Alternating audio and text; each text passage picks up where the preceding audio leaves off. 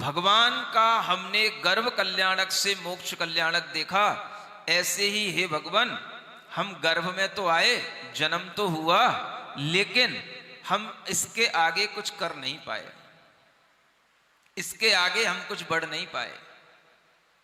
गर्भ जन्म होने के बाद क्या होना जरूरी होता है? तप करना जरूरी होता है। वो हम कर नहीं पाए, कभी किसी भी जन्म में नहीं कर पाए, कर ही नहीं पाते। कोई थोड़ी भी इच्छा करे तो मम्मी और पापा और चाची और चाचा और ताऊ और बुआ सब इकट्ठी हो जाती। नहीं समझ आया? क्या कर रहा है तू इतनी सी उम्र में? अभी से तूने चाय छोड़ दी, अभी से तूने आलू प्याज छोड़ दिया। अरे बेटा अभी तो तेरी खाने की उम्र है, खाए जा खाए जा खाए जा। सुन रहे हो? बीमार पड़े जा पड़े जा पड़े जा, नरकों में जाए जा जाए जा जाए जा, ये सब चलेगा, लेकिन तू छोड़ना मत महाराज के कहने से कुछ भी। तो आदमी के जीवन में गर्भ जन्म तो ये सबको दिखाई देता है, बस लाइन कट ऑफ हो जाती है तो कहां से? बस आगे तप का कोई काम नहीं, त्याग का कोई काम नहीं, इसलिए ज्ञान का कोई काम नहीं, और जब ज्ञान नहीं है तो मोक्ष तो कोसों दूर है। तो यहीं पर आदमी अपनी हर जन्म में लाइन कट कर देता है। हर जन्म में मम्मी पापा मिलते हैं, हर जन्म में सारे चाचा चाची बुआ फूफा सब मिलते हैं, और वे हर जन्म में अपने को घेरे रहते हैं। तू निकल मत जाना, कुछ भी अलग से सोच मत लेना। हाँ, कुछ कोई तो अब आजकल क्या हो गया है, आजकल और एक बहाना हो गया है, बोले महाराज मेरा बेटा तो अकेला है। अब अगर उस बेटे के अंदर कभी कोई अच्छा भाव आए भी कि मैं अपना आत्म कल्याण कर लूं, तो पापा कहते हैं मेरा बेटा अकेला है। तो मैंने एक बेटे से कहा, बेटा इसमें पापा की गलती है कि तेरी गलती है?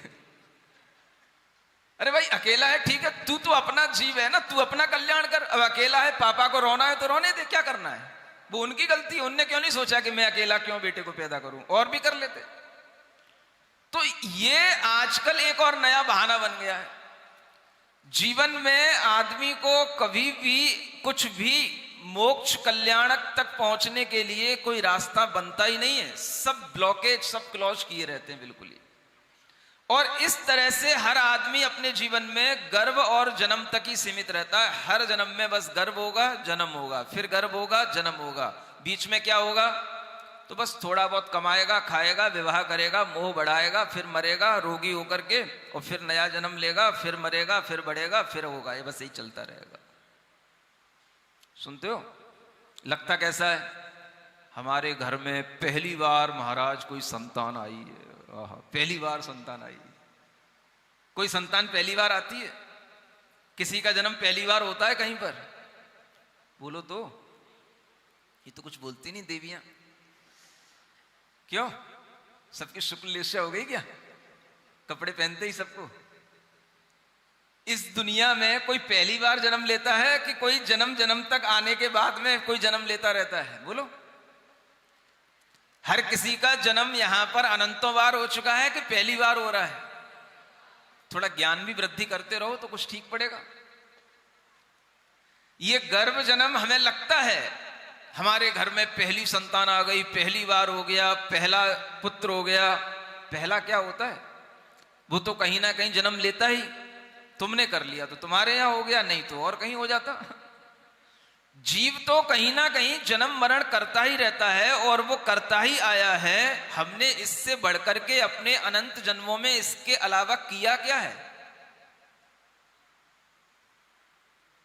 अगर ये बात हमारे विचार में आए तो फिर इस पंच कल्याणक के कुछ फल दिखाई दें। सुनते हो? विचार कर लेना। अभी गर्भ के भी 2 दिन है, फिर जन्म कल्याणक आएगा, अभी 3 दिन है। विचार कर लेना तब कल्याणक के दिन तक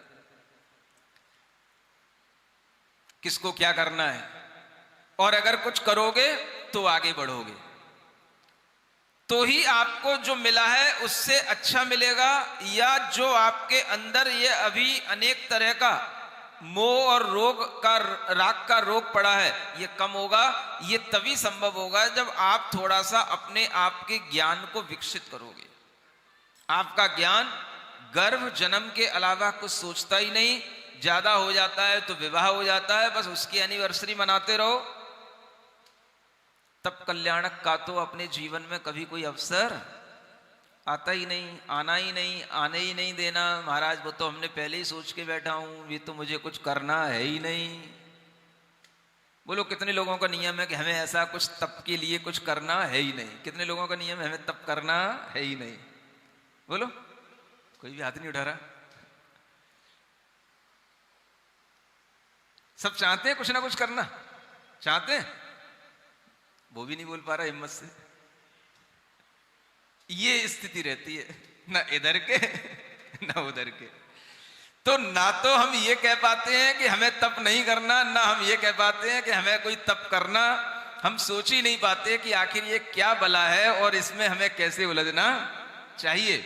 लेकिन अगर हम थोड़ा सा गुरुओं के कहे अनुसार चलते रहेंगे, गुरुओं के दिशा निर्देश के अनुसार थोड़ा सा भी मन अच्छा अच्छा बनाते रहेंगे, तो आपसे कह रहा हूं जितना मंगलमय वातावरण आपको अभी दिखाई दे रहा है, आगे भी आपके जीवन में और अधिक मंगल हो सकता है। बस आपको अपना मन थोड़ा सा खिला करके रखना है, खुला रखना है।